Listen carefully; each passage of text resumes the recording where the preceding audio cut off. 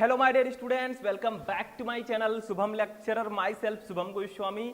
आज का ये वीडियो क्लास 12 फिजिक्स का एक बहुत ही इंपॉर्टेंट वीडियो है और जितने भी हमारे स्टूडेंट इस बार 12th में हैं और जिनको बोर्ड एग्जाम 2024 देना है वो इस वीडियो को शुरू से लेकर लास्ट तक देखेंगे, नहीं तो बाद में आपको पछताना पड़ेगा क्योंकि ये फिजिक्स का अब तक का सबसे इंपॉर्टेंट वीडियो है और बोर्ड एग्जाम तक सबसे इंपॉर्टेंट वीडियो रहेगा। क्योंकि बहुत सारे स्टूडेंट कमेंट कर रहे थे सर फिजिक्स के इंपॉर्टेंट क्वेश्चंस पर वीडियो बनाइए जो हमारे बोर्ड एग्जाम में आते हैं। तो आज का ये वीडियो बहुत ही ज्यादा इंपॉर्टेंट है क्योंकि इस वीडियो में मैं आपको क्लास 12 फिजिक्स के जितने भी चैप्टर हैं, चैप्टर 1 से लेकर चैप्टर 14 तक सभी महत्वपूर्ण लघु उत्तरीय प्रश्नों को एक ही वीडियो में बताऊंगा। देखिए स्टूडेंट, ये वीडियो इतना ज्यादा इंपॉर्टेंट क्यों है? क्योंकि आपका जो फिजिक्स का पेपर होता है वो टोटल 70 नंबर का होता है, ठीक है, और 70 नंबर में से 38 नंबर के सिर्फ और सिर्फ लघु उत्तरीय प्रश्न आते हैं, ठीक है। तो आप समझ सकते हैं कितना ज्यादा इंपॉर्टेंट है। जिस स्टूडेंट ने मॉडल पेपर देख रखा है उसको तो पता होगा कि 38 नंबर के सिर्फ लघु उत्तरीय प्रश्न आते हैं, मतलब आधा से ज्यादा नंबर के लघु उत्तरीय प्रश्न आपके बोर्ड एग्जाम में आते हैं और उसी प्रकार का पेपर हमारे 2024 में भी होगा। तो आपके लिए ये वीडियो बहुत ज्यादा इंपॉर्टेंट है क्योंकि 38 नंबर आपका क्लियर हो जाएगा अगर ध्यान से इस वीडियो को समझेंगे। जो क्वेश्चन मैं आपको बताऊंगा उसको पढ़ लेंगे तब, ठीक है। तो चलिए इस वीडियो को स्टार्ट करते हैं। बहुत ही इंपॉर्टेंट वीडियो है क्योंकि अब की बार हमें फिजिक्स में नहीं ऑल सब्जेक्ट में टॉपर बनना है, क्योंकि कहा गया है कि जरूरी नहीं है कि रोशनी सिर्फ चिरागों से ही हो, शिक्षा से भी घर रोशन हुआ करते हैं, ठीक है। आप शिक्षा के द्वारा शिक्षित व्यक्ति बनके भी अपने घर और अपने देश का नाम रोशन कर सकते हैं, ठीक है। तो चलिए आगे बढ़ते हैं। चैप्टर बाय चैप्टर हम पढ़ेंगे 12th फिजिक्स के लघु उत्तरीय प्रश्नों को, सबको नोट कर लीजिएगा, ठीक है, बहुत ज्यादा इंपॉर्टेंट है। तो चलिए सबसे पहला क्वेश्चन देखते हैं। जितने भी स्टूडेंट चैनल पर नए हैं वो चैनल को सब्सक्राइब कर लेंगे, इसमें आपका ही बेनिफिट होगा, यानी कि जितने भी वीडियोस मैं आपको दूंगा उसका नोटिफिकेशन आपको टाइम से मिल जाएगा, ठीक। सबसे पहला क्वेश्चन देखिए, लघु उत्तरीय प्रश्न। सबसे पहला क्वेश्चन जो हमारा है ये हमारे फर्स्ट चैप्टर से है। फर्स्ट चैप्टर का नाम क्या है? वैद्युत आवेश तथा क्षेत्र। अब इस चैप्टर से जो लघु उत्तरीय प्रश्न आते हैं जो बहुत ज्यादा इंपॉर्टेंट है, वो सबसे पहला है कूलाम का वैद्युत बल संबंधी नियम लिखिए। भैया कूलाम का नियम क्या होता है? मैंने आपको पहले ही पढ़ा रखा है, कूलॉम्स लॉ क्या होता है, ठीक। तो कूलाम का नियम क्या होता है? F इक्वल टू मैंने बताया था 1/4 pi epsilon not into Q1 into Q2 upon R square Newton. यही होता है कूलाम का नियम, यानी कि ये आपका कूलाम का नियम है, ठीक है। किसी बिंदु आवेश पर लगने वाला आकर्षण अथवा प्रतिकर्षण बल उन दोनों आवेशों के गुणनफल की अनुक्रमानुपाती तथा उनके बीच की दूरी के वर्ग के व्युत्क्रमानुपाती होता है। यही कूलाम का नियम है और फॉर्मूला मैंने लिख दिया है। ये नियम बहुत ज्यादा इंपॉर्टेंट है और आपके लघु उत्तरीय प्रश्न में 2 नंबर या 3 नंबर का पूछा जाता है। ये ध्यान रखिएगा, लघु उत्तरीय प्रश्न 2 प्रकार से आते हैं, एक तो 2 नंबर वाले और एक 3 नंबर वाले। 2 टाइप के होते हैं, तो 2 नंबर में भी ये पूछा जाता है और 3 नंबर में भी ये पूछा जाता है, ठीक। इतना ध्यान रखिएगा, जितने भी क्वेश्चन मैं इसमें बताऊंगा वो सारे के सारे इंपॉर्टेंट हैं और शुरू से लेकर लास्ट तक जितने भी चैप्टर हैं सारे चैप्टर का मैं बताऊंगा, ठीक। दूसरा क्वेश्चन देखिए क्या है, ये भी शायद इसी चैप्टर से है। देखिए ये क्वेश्चन क्या है कि वैद्युत फ्लक्स से आप क्या समझते हैं, इसे आवश्यक सूत्र देते हुए समझाइए। विद्युत फ्लक्स क्या होता है, ठीक। मैंने आपको पहले ही पढ़ाया था विद्युत फ्लक्स क्या होता है। एक तो गॉस के प्रमेय के द्वारा इसका फॉर्मूला हम लिख सकते हैं phi equal to Q upon epsilon naught, ठीक है। किसी काल्पनिक पृष्ठ से होकर गुजरने वाला जो विद्युत फ्लक्स होता है वो उस पृष्ठ द्वारा परिबद्ध कुल आवेश का 1/एप्सिलॉन नॉट गुना होता है, ठीक है। ऐसे भी आप समझा सकते हैं। या एक फॉर्मूला और बताया था फाई इक्वल टू, ठीक है, close integration E vector dot DA vector, ठीक है, स्केलर गुणन DA वेक्टर से गुजरने वाला विद्युत फ्लक्स कहलाता है। तो सारी चीजें मैंने आपको पढ़ा दिया है, अब नहीं पढ़ेंगे भैया तो आपकी गलती है, ठीक है। पढ़ाना मेरा काम है, मैं वहां आकर देखूंगा नहीं कि कौन कौन पढ़ रहा है कौन कौन नहीं पढ़ रहा है। वो तो आपके गार्जियन का काम है और आपको खुद समझना चाहिए, क्योंकि आप बच्चे नहीं रहे। आपको समझना चाहिए कि हमें अब इसके बाद अपना कैरियर बनाना है, अपना फ्यूचर बनाना है, तो हम कैसे पढ़ें, कैसे टॉपर बने, वो आप सोचिए। ठीक है, हमेशा अपनी थिंकिंग को अपर लेवल में रखिए। ठीक है, मतलब अपनी सोच को हमेशा ऊपर रखिए। छोटी छोटी चीजें तो आसानी से मिल जाएंगी। ठीक है, सोच बदलो, नजारे बदल जाएंगे ऑटोमेटिक। ठीक, तो दूसरा क्वेश्चन आपका ये है जो बहुत ज्यादा ही इंपॉर्टेंट है। आगे देखते हैं थर्ड क्वेश्चन क्या है। तीसरा क्वेश्चन देखिए, तीसरा है कि सिद्ध कीजिए कि निरक्षीय स्थिति में किसी बिंदु पर वैद्युत द्विध्रुव द्वारा वैद्युत विभव शून्य होता है। देखिए हमारे दूसरे चैप्टर का ये क्वेश्चन है। चैप्टर का नाम क्या है? स्थिर विद्युत विभव तथा धारिता। ठीक है, इससे ये क्वेश्चन है कि सिद्ध कीजिए कि जो निरक्षीय स्थिति में किसी बिंदु पर वैद्युत विभव होता है वो 0 होता है। अब देखिए चैप्टर्स में तो मैंने आपको पढ़ा दिया है कि जो विभव होता है निरक्षीय स्थिति पे वो 0 होता है। ठीक है, और ये डेरिवेशन आपके लघु उत्तरीय प्रश्नों में आता है। ऐसा भी हो सकता है कि ये विस्तृत उत्तरीय प्रश्नों में भी दे दिया जाए, तो ये ध्यान रखिएगा। और मैंने अभी जल्दी ही आपको 12th फिजिक्स के 75 टॉपिक्स बताए थे, पूरे फिजिक्स के 75 सबसे इंपॉर्टेंट टॉपिक। जिन्होंने उसको नहीं देखा है जाकर देख लीजिए, सर्च करेंगे 12th physics important topic Shubham lecturer, आपको वीडियो मिल जाएगा, जाकर देखिए। ठीक है, अब भैया इन सबका सॉल्यूशन चाहते हैं, जैसे क्वेश्चन जो मैं बता रहा हूं सारी चीजों का सॉल्यूशन चाहते हैं, थोड़ा अपर लेवल की तैयारी करना चाहते हैं, तो मैंने आप सबको पहले ही बताया कि हमारा जो ऐप है शुभम लेक्चरर उसको डाउनलोड कर लीजिए। मतलब हमारा प्ले स्टोर में ऐप है, पहले भी बताया था, उसको जाकर प्ले स्टोर में जाइए, शुभम लेक्चरर सर्च कीजिए, आपको ऐप मिल जाएगा। ऐप को ओपन करेंगे, वहां पर हमारा कॉन्टेक्ट नंबर भी आपको मिल जाएगा और साथ में आपको बैच भी मिल जाएगा, यानी कि बैच उसमें रहेगा। जो स्टूडेंट बैच ज्वाइन करना चाहते हैं, अपर लेवल की तैयारी करना चाहते हैं, टॉपर बनना चाहते हैं, वो उस बैच को भी ज्वाइन कर लेंगे ताकि उनकी तैयारी अच्छे से हो सके। तो कॉन्टेक्ट नंबर मैंने बताया था, यहां पर भी मैं लिख देता हूं, आप लोग हमसे कॉन्टेक्ट कर सकते हैं। ठीक है, 9918332305 ये मेरा व्हाट्सएप नंबर है। ठीक है, इस पर आप लोग मुझसे कांटेक्ट कर सकते हैं, मैं डिटेल बता दूंगा। जिसको बैच से जुड़ना है, जिसको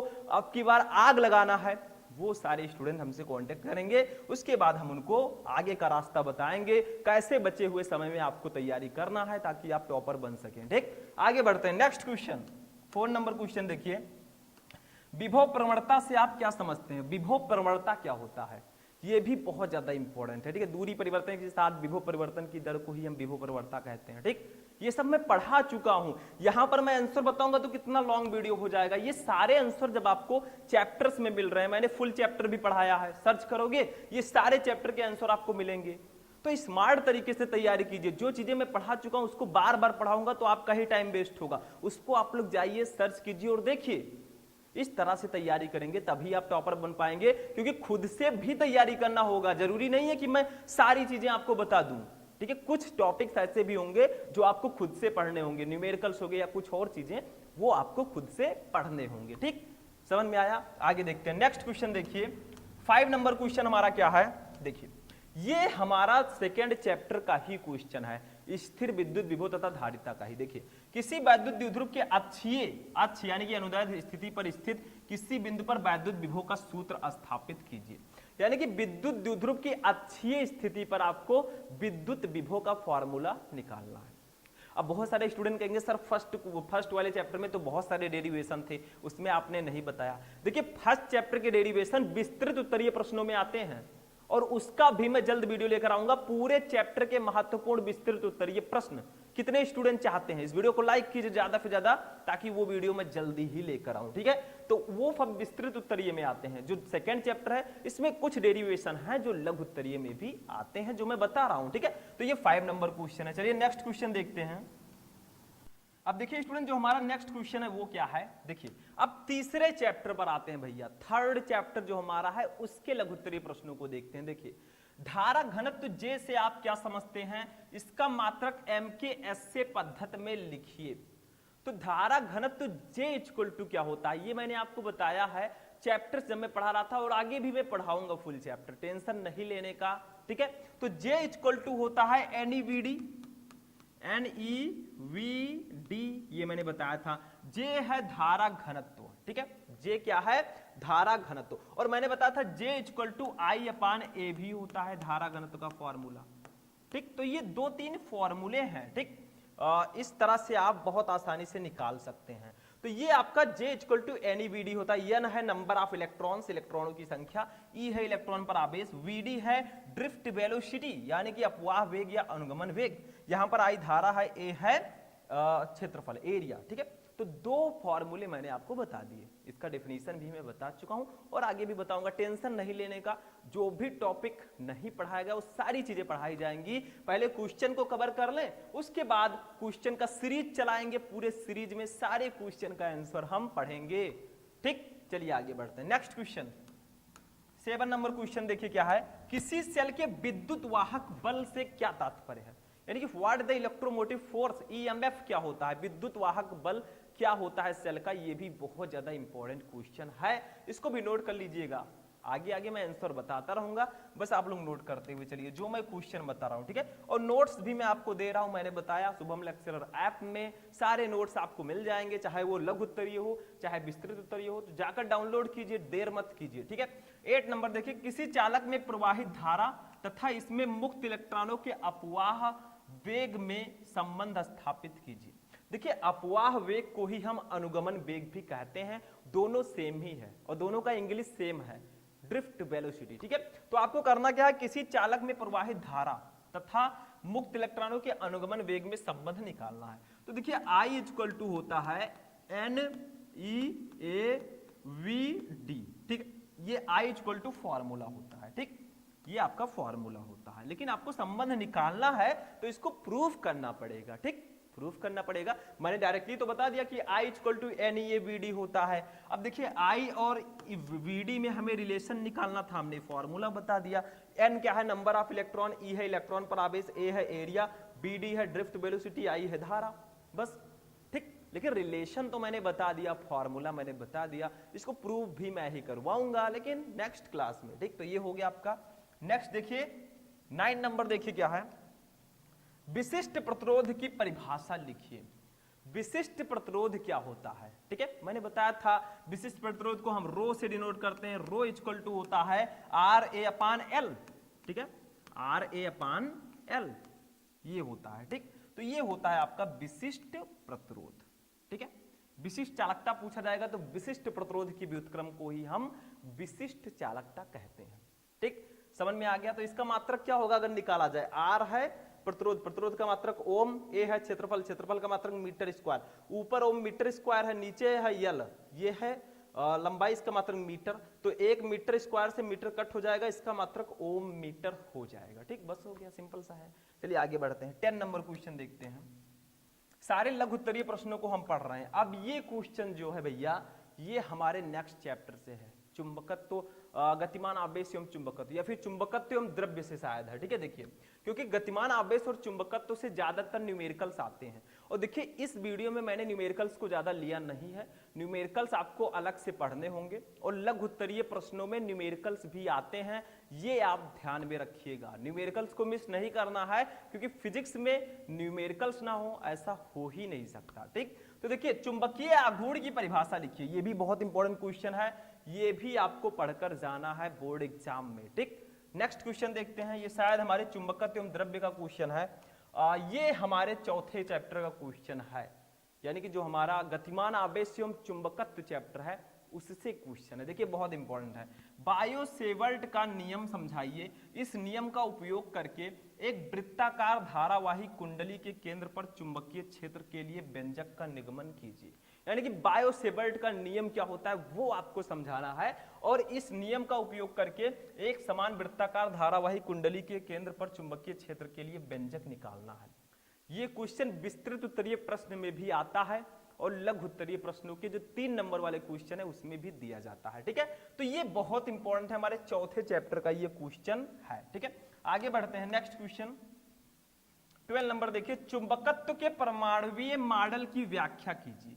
ये आपके 5वें चैप्टर का क्वेश्चन है, चुंबकत्व एवं द्रव्य का, यानी कि चुंबकत्व के परमाणुवीय मॉडल की आपको व्याख्या करनी है, ये भी बहुत ज्यादा इंपॉर्टेंट है। देखिए इसमें जो 10 नंबर क्वेश्चन था ये भी हमारे चौथे चैप्टर से ही था। ठीक है, 5वां मैंने कहा था लेकिन चौथे चैप्टर का ये क्वेश्चन है, तो 12 क्वेश्चन हो चुके हैं। ठीक है, 13 नंबर देखते हैं। अब देखिए स्टूडेंट, हमारा 13 नंबर क्वेश्चन क्या है, बहुत इंपॉर्टेंट है और ये भी हमारे चुंबकत्व एवं द्रव्य चैप्टर के क्वेश्चन है। ठीक है, चैप्टर का क्वेश्चन है, बहुत इंपॉर्टेंट है। देखिए, चुंबकीय प्रवृत्ति तथा चुंबकशीलता से आप क्या समझते हैं? सापेक्ष चुंबकशीलता म्यू आर। देखिए, सापेक्ष चुंबकशीलता को हम म्यू आर से डिनोट करते हैं इसमें, तथा चुंबकीय प्रवृत्ति काई एम। देखिए, ऐसे कुछ काई मॉडल बनता है। ठीक है, काई एम में संबंध स्थापित कीजिए। ठीक, तो ये बहुत इंपॉर्टेंट क्वेश्चन है, आपसे पूछा जा रहा है कि चुंबकीय प्रवृत्ति तथा चुंबकशीलता से आप क्या समझते हैं। और इसी में क्वेश्चन है सापेक्ष चुंबकशीलता म्यू आर तथा चुंबकीय प्रवृत्ति काई एम में संबंध स्थापित कीजिए। तो म्यू आर इक्वल टू होता है इसमें रिलेशन 1 प्लस काई एम। ठीक है, 1 प्लस काई कुछ एक्स प्रकार का बनता है, ये ध्यान रखिएगा, ऐसे कुछ रहेगा। ठीक है, काई एम, ऐसे इसमें रिलेशन होता है। ठीक, तो ये क्वेश्चन भी बहुत ज्यादा इंपॉर्टेंट है आपके लघु उत्तरीय प्रश्नों में, इसको भी पढ़ के जाइएगा। आगे बढ़ते हैं, नेक्स्ट क्वेश्चन देखते हैं। देखिए 14 नंबर क्वेश्चन जो हमारा है, ये हमारे 6 नंबर चैप्टर का क्वेश्चन है, वैद्युत चुंबकीय प्रेरण का। ठीक है, और बहुत ही इंपॉर्टेंट ये क्वेश्चन है। देखिए, फैराडे के वैद्युत, इसको वैद्युत कर दीजिएगा, वैद्युत चुंबकीय प्रेरण संबंधी नियम लिखिए। यानी कि फैराडे के जो विद्युत चुंबकीय प्रेरण संबंधी नियम है वो क्या क्या है, ये भी बहुत ज्यादा इंपॉर्टेंट है, इसको भी आप लोग पढ़ लीजिएगा अपने 6 चैप्टर से। ठीक है, इन सारे नियमों को मैं बताऊंगा, टेंशन नहीं लेने का। ठीक, आगे बढ़ते हैं, 15 नंबर क्वेश्चन देखते हैं। 15 नंबर हमारा है भंवर धाराओं के अनुप्रयोग लिखिए। देखिए, ये टॉपिक शायद आपके बोर्ड एग्जाम, आपके सिलेबस से शायद रिमूव हो चुका है। ठीक है, तो इसको आप लोग ना पढ़ें तो ही अच्छा रहेगा, या थोड़ा बहुत इसके बारे में जानकारी रहेगी तो भी अच्छा रहेगा। ठीक, और शायद ये क्वेश्चन रिमूव्ड है, आप लोग चेक कर लीजिएगा अपने सिलेबस में और उसी के अकॉर्डिंग आप पढ़िएगा। ठीक, नेक्स्ट देखिए 16 नंबर क्वेश्चन हमारा क्या है, धारावाही परिनालिका के स्वप्रेरण गुणांक का सूत्र ज्ञात कीजिए। ये भी हमारे स्वप्रेरण चैप्टर का क्वेश्चन है कि विद्युत चुंबकीय प्रेरण चैप्टर का क्वेश्चन है कि धारावाही परिनालिका के लिए स्वप्रेरण गुणांक का सूत्र स्थापित करना है। ठीक है, बहुत इंपॉर्टेंट क्वेश्चन है, इसको भी पढ़कर ही जाइएगा। ठीक, आगे बढ़ते हैं, next question 17 number. Total 35 questions हैं आपके पूरे फिजिक्स में, 35 क्वेश्चन। अब आते हैं अपने 7 नंबर चैप्टर पे, जिसका नाम है प्रत्यावर्ती धारा, अल्टरनेटिव करंट। इसमें कौन कौन से क्वेश्चन इंपॉर्टेंट है, देखिए फर्स्ट है प्रत्यावर्ती धारा के शिखर मान तथा वर्ग माध्य मूल मान में संबंध स्थापित कीजिए। यानी कि जो प्रत्यावर्ती धारा का शिखर मान होता है उसमें और वर्ग माध्य मूल मान में आपको रिलेशन स्थापित करना है। ठीक, ये भी बहुत ज्यादा इंपॉर्टेंट क्वेश्चन है, इन सबको मैं कराऊंगा भैया, टेंशन नहीं लेने का। क्वेश्चन मैं बता दे रहा हूं ताकि आप लोग एक नोट बना सके, उसमें लिख सकें कि कौन कौन सा क्वेश्चन लघु उत्तरीय प्रश्न इंपॉर्टेंट है हमारे बोर्ड एग्जाम की दृष्टि से। नेक्स्ट देखिए, वैद्युत अनुनाद किसे कहते हैं, इसी चैप्टर का क्वेश्चन है। श्रेणी अनुनादी परिपथ की सहायता से अनुनादी आवृत्ति के लिए व्यंजक प्राप्त कीजिए। यानी कि वैद्युत अनुनाद क्या होता है, श्रेणी अनुनादी परिपथ की सहायता से अनुनादी आवृत्ति के लिए व्यंजक आपको निकालना है। ठीक है, ये भी क्वेश्चन बहुत ज्यादा इंपॉर्टेंट है। चलिए नेक्स्ट क्वेश्चन देखते हैं 19 नंबर। अब देखिए हमारा जो 19 नंबर क्वेश्चन है ये भी बहुत ज्यादा इंपॉर्टेंट है। देखिए, ये हमारे विद्युत चुंबकीय तरंग चैप्टर का क्वेश्चन है, जो हमारा 8 नंबर क्वेश्चन है, 8 नंबर चैप्टर है विद्युत चुंबकीय तरंगे। ठीक है, देखिए क्वेश्चन क्या है, विद्युत चुंबकीय तरंगों के स्पेक्ट्रम को आवृत्ति के बढ़ते हुए क्रम में लिखिए। इस स्पेक्ट्रम के विभिन्न क्षेत्रों की उपयोगिता की अत्यंत संक्षेप में विवेचना कीजिए। यानी कि विद्युत चुंबकीय तरंगों के स्पेक्ट्रम को आवृत्ति के बढ़ते हुए क्रम में आपको लिखना है और इस स्पेक्ट्रम के विभिन्न क्षेत्रों की उपयोगिता की अत्यंत संक्षेप में विवेचना करनी है। ठीक है, ये भी बहुत ज्यादा इंपॉर्टेंट क्वेश्चन है। आगे बढ़ते हैं, इसमें देखिए नेक्स्ट क्वेश्चन इसी चैप्टर में। अब हम आते हैं अपने सेकेंड फिजिक्स पर, यानी कि जो हमारा 9 नंबर चैप्टर स्टार्ट होता है यहां से। कौन सा चैप्टर, किरण प्रकाशिकी एवं प्रकाशिक यंत्र। ठीक है, इस चैप्टर से कौन कौन से क्वेश्चन इंपॉर्टेंट है, क्योंकि फर्स्ट फिजिक्स हमने कवर कर लिया, अब सेकेंड फिजिक्स के क्वेश्चंस को हम देखेंगे। ठीक, तो 20 नंबर जो हमारा क्वेश्चन है ये हमारा सेकेंड फिजिक्स का क्वेश्चन है। यानी कि 19 क्वेश्चन आपके होंगे फर्स्ट फिजिक्स के इंपॉर्टेंट लघु उत्तरीय। ठीक है, बाकी जो बचता है 16 क्वेश्चन वो आपके सेकेंड फिजिक्स के होंगे। टोटल 35 क्वेश्चन सबसे ज्यादा इंपॉर्टेंट है। देखिए 20 नंबर है, ए प्रिज्म कोण वाले प्रिज्म के पदार्थ का अपवर्तनांक कोसेक a/2 है, न्यूनतम विचलन कोण का मान ज्ञात कीजिए। यानी कि ए प्रिज्म कोण वाले प्रिज्म के पदार्थ का अपवर्तनांक कोसेक a/2 है। ये एक न्यूमेरिकल है और इस प्रकार के न्यूमेरिकल्स आपके बोर्ड एग्जाम में आते हैं। ठीक, तो इसको आप लोग नोट कर लीजिए। इसमें आपको न्यूनतम विचलन कोण डेल एम निकालना है, आपको ए दिया गया है प्रिज्म कोण। ठीक, तो चलिए आगे बढ़ते हैं, नेक्स्ट क्वेश्चन देखते हैं। अब देखिए स्टूडेंट, हमारा जो 21 नंबर क्वेश्चन है ये क्या है, ये भी हमारे चैप्टर 9 का ही क्वेश्चन है और बहुत ज्यादा इंपॉर्टेंट क्वेश्चन है। देखिए क्या है, आप लोग हाई स्कूल से ही पढ़ते आ रहे हैं इसको। ठीक, प्रकाश के अपवर्तन से आप क्या समझते हैं, इसके नियम लिखिए। यानी कि प्रकाश का अपवर्तन क्या होता है और इसके नियम आपको लिखना है, जो बहुत ज्यादा इंपॉर्टेंट है हमारे 12th में भी।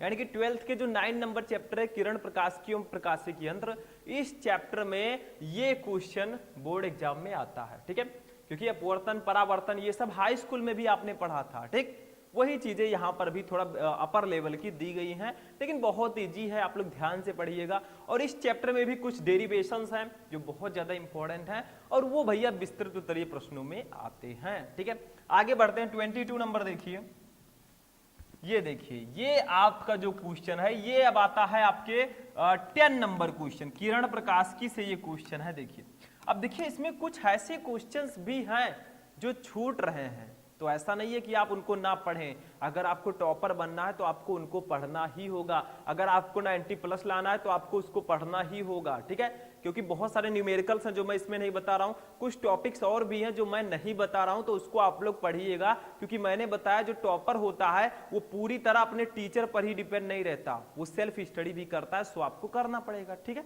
तभी तो आप आगे बढ़ पाएंगे, बढ़िया नंबर लाएंगे। ठीक है, तो देखिए दो तरंगों की तीव्रताओं का अनुपात 1:9 है। यदि दोनों तरंगे व्यतिकरण करती हो तो परिणामी तरंग की अधिकतम तथा न्यूनतम तीव्रताओं का अनुपात आपको निकालना है।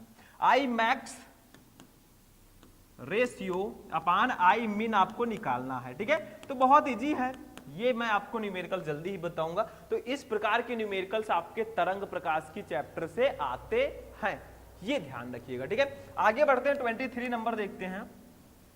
23 नंबर है, प्रकाश के व्यतिकरण से आप से क्या तात्पर्य है, इसके लिए आवश्यक प्रतिबंध क्या है। प्रकाश का व्यतिकरण क्या होता है। अब व्यतिकरण, विवर्तन, ये सब आपको तरंग प्रकाश की चैप्टर में पढ़ना होगा। और एक दो डेरिवेशन बहुत ज्यादा इंपॉर्टेंट है, जैसे हाइगेंस के द्वितीयक तरंगिकाओं के सिद्धांत के आधार पर अपवर्तन की व्याख्या और हाइगेंस के द्वितीयक तरंगिकाओं के सिद्धांत के आधार पर परावर्तन की व्याख्या।